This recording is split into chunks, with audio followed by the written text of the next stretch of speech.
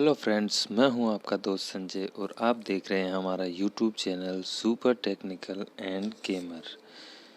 तो दोस्तों, आज के इस वीडियो में हम आपको ये बताएंगे कि अगर आपका मिक्सर ग्राइंडर ज़्यादा गर्म होने या ओवरलोड होने की वजह से बंद हो गया है तो उसे कैसे ठीक करें।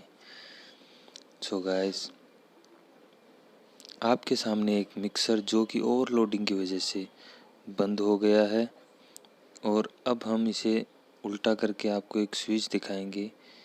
ये जो रेड स्विच है ये ओवरलोड प्रोटेक्शन स्विच है।